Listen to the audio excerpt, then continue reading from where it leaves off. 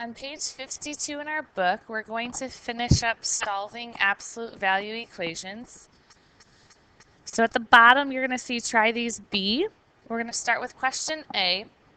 And on our note sheet, step 1 says that we need to isolate the absolute value expression. So I'm going to highlight the absolute value expression in all of these questions. And we need to isolate, get that by itself first. So for question A, I see that a 3 is out in front. So 3 is being multiplied by x minus 1. So the opposite of multiply is to divide. Whatever I do to the left-hand side, we have to do to the right.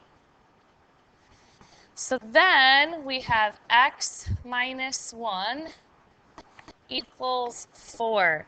And this is where we can now do step 2, where we set up our two separate equations.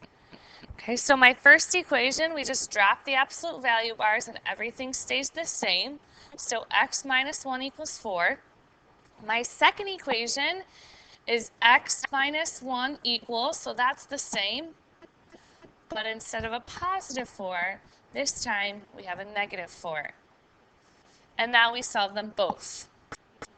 So in order to get x by itself, I need to move this negative 1. So I'm going to add 1, add 1. X equals 5 is our first answer. Second equation, I'm going to solve it the exact same way. So add 1, add 1. Negative 4 plus 1. We get negative 3.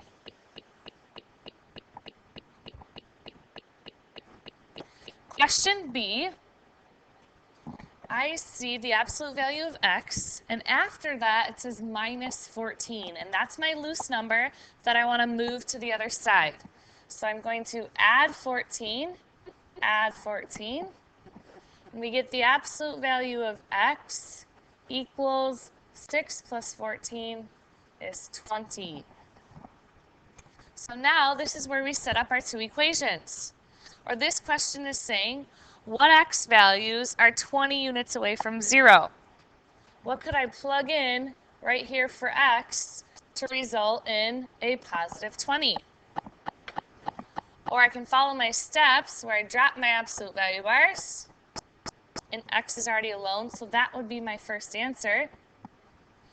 I drop my absolute value bars, and I make it a negative 20. So 20 and negative 20 are both 20 units away from 0. So those are our two answers.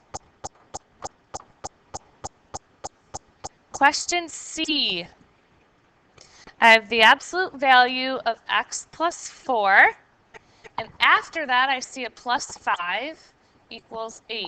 So that plus 5 is a loose number. That's what I need to move or get rid of first. So the opposite is to subtract 5. And I have the absolute value of x plus 4 equals 3.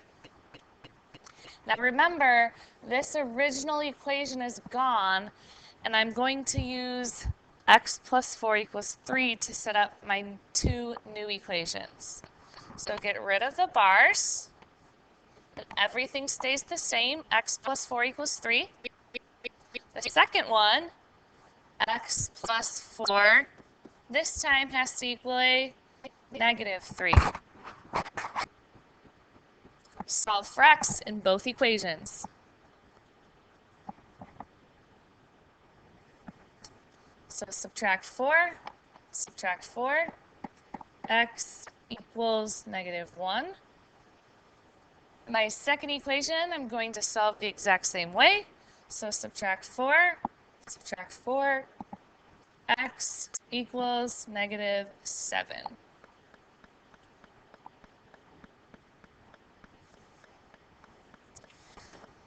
Letter D is tricky. So we want to do addition and subtraction first here in order to isolate that x plus 6. So I want to move or get rid of this -7 first. So the opposite is to add 7. That cancels. We have 3 times the absolute value of x plus 6 equals 20 plus 7 is 27. Then we're still trying to get this x plus 6 by itself, and I see that it has a 3 directly in front of it, which means they're being multiplied. So the opposite is to divide by 3. Divide by 3.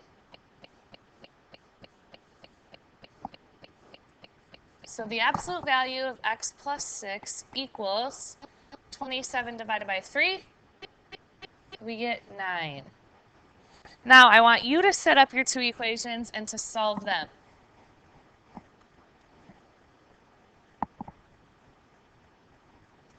So remember, all of this is gone. I don't want to use this. I want to break out my two equations from x plus 6 equals 9. X plus 6 equals -9. Solve for x.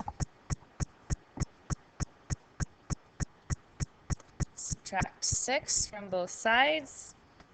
X equals 3. Subtract 6. Subtract 6. Plug these into your calculator if you need help. -15.